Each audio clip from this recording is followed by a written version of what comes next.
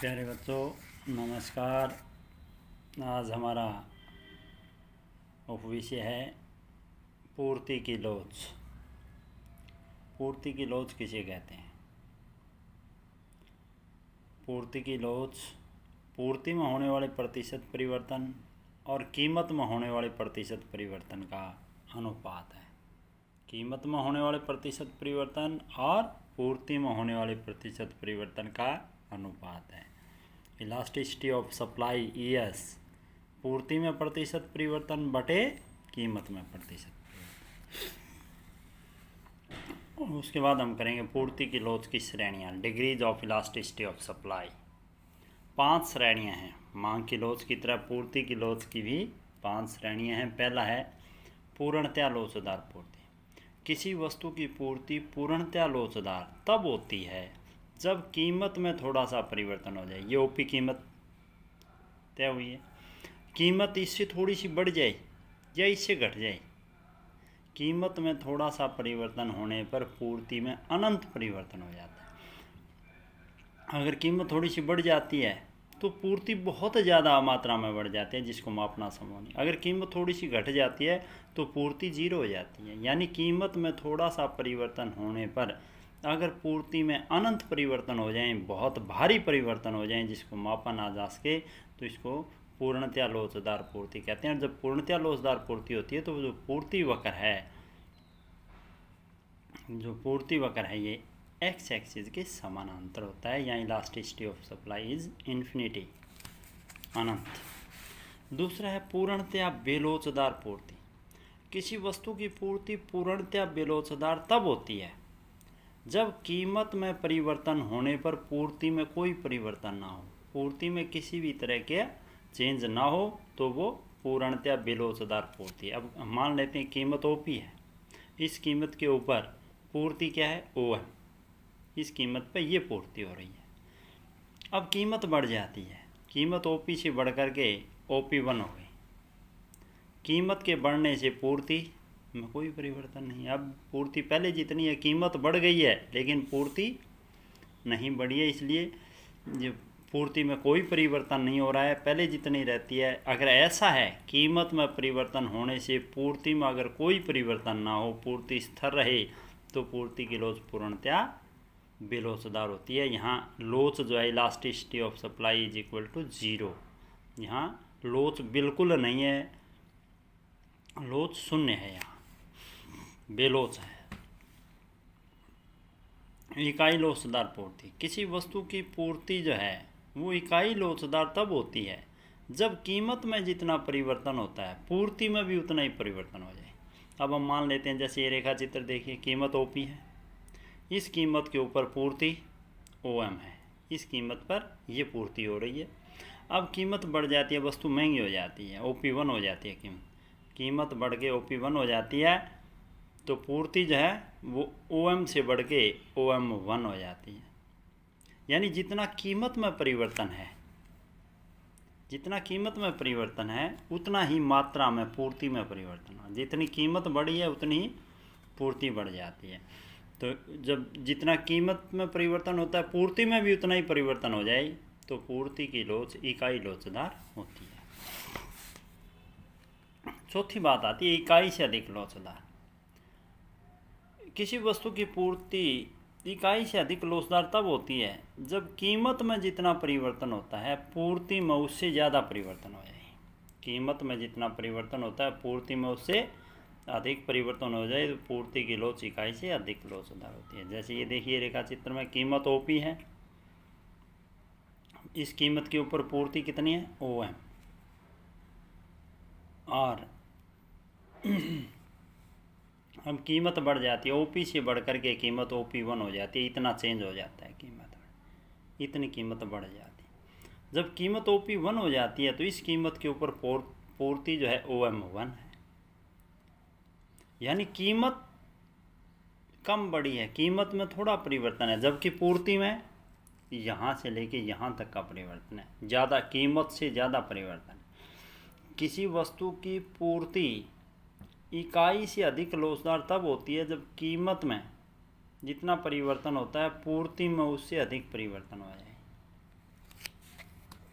एक और बात बता दूं, जब बता देता हूँ आपको कि जब पूर्ति वक्र वाई एक्सिस की तरफ आ रहा हो, वाई एक्सिस को काट रहा हो, तो वहाँ पूर्ति की लोच सदैव इकाई से अधिक लोचदार होगी। जब पूर्ति वक्र मूल बिंदु से निकल रहा हो, यहाँ से निकल रहा हो, जैसे ये निकल रहा था, जहाँ पूर्ति वक्र मूल बिंदु से निकल रहा हो, तो पूर्ति की लोच हमेशा इकाई लोचदार होगी, इकाई होगी। जब पूर्ति वक्र वाई एक्सिस से निकल रहा हो, तो पूर्ति की लोच हमेशा इकाई से अधिक लोचदार होगी। और जब पूर्ति वक्र एक्स एक्सिस को छूता हुआ जा रहा हो, तो इकाई से कम लोचदार होगी। चलो इसी बात पे आ जाते हैं यहाँ। पॉइंट नंबर 5, इकाई से कम लोचदार पूर्ति। किसी वस्तु की पूर्ति इकाई से कम लोचदार तब होती है जब कीमत में जितना परिवर्तन होता है, पूर्ति में उससे कम परिवर्तन हो। रेखा चित्र देखते हैं। कीमत ओपी है मान लिया, इस कीमत के ऊपर पूर्ति ओएम है, इस कीमत के ऊपर इतनी पूर्ति हो रही है। अब कीमत बढ़ जाती है, कीमत ओपी से ऊपर उठ के OP1 हो जाती है, कीमत बढ़ जाती है। कीमत बढ़ने से स्वाभाविक है कि पूर्ति बढ़ेगी, पूर्ति भी बढ़ेगी। कीमत में कितना परिवर्तन हम देख रहे हैं, कीमत में इतना परिवर्तन और पूर्ति में मामूली सी। कीमत ज़्यादा बढ़ी है, पूर्ति कम बढ़ी है, तो इसीलिए जब कीमत में जितना परिवर्तन होता है, पूर्ति में उससे कम परिवर्तन हो, तो पूर्ति की लोच इकाई से कम लोचदार होती है। ये इलास्टिसिटी इज लेस देन 1। यहाँ क्या था, इलास्टिसिटी इज ग्रेटर देन 1, इकाई से अधिक लोचदार। तो ये थी डिग्रियाँ। अब हम करते हैं पूर्ति की लोच का माप।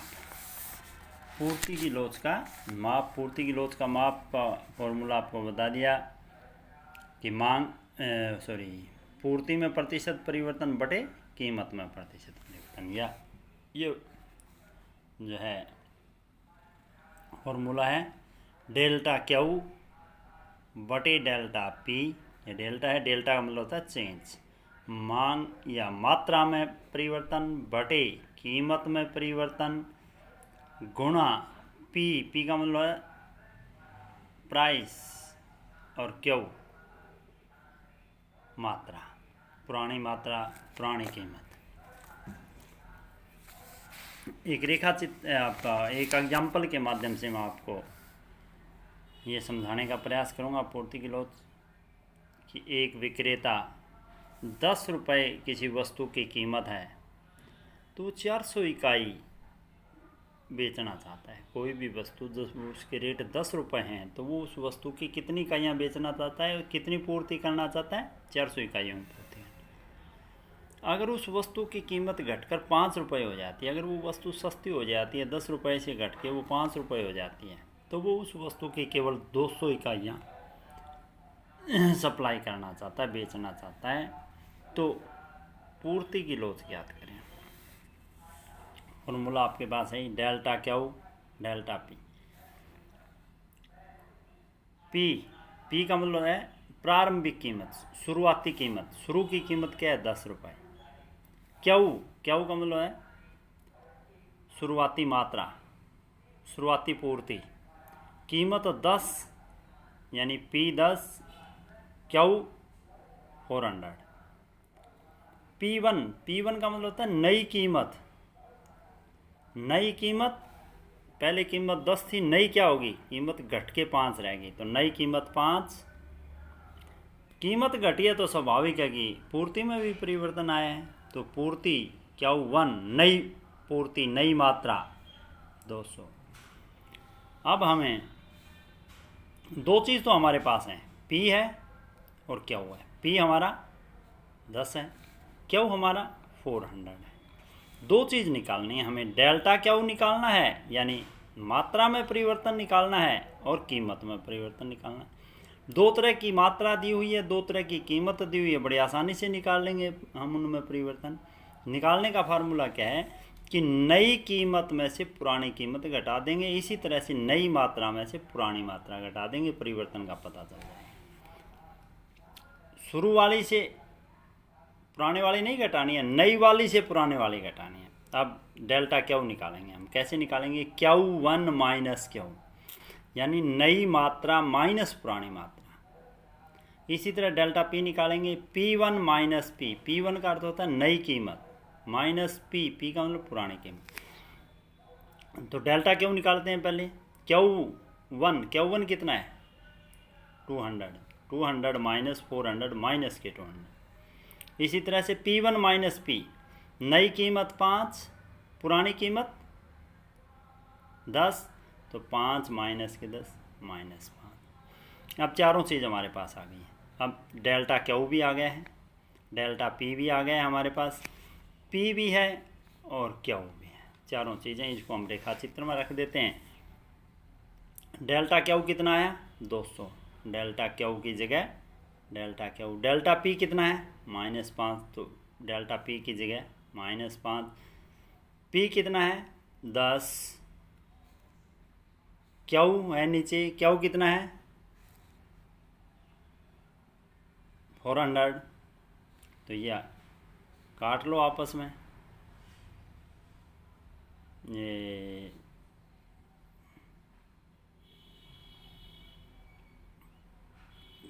5 दूनी 10 और 200, 2 पे 2, 200 और 200 से 200 माइनस से माइनस अपने आप प्लस हो जाएगा। तो पूर्ति की लोच जो है वो 1 आ गई है हमारे पास, यानी पूर्ति इकाई लोचदार है। तो ये सारे न्यूमेरिकल्स और पूर्ति की लोच की श्रेणियाँ ये अपनी कॉपी में अच्छे से लिख करके आपको और इन एक्सरसाइज को हल करना है।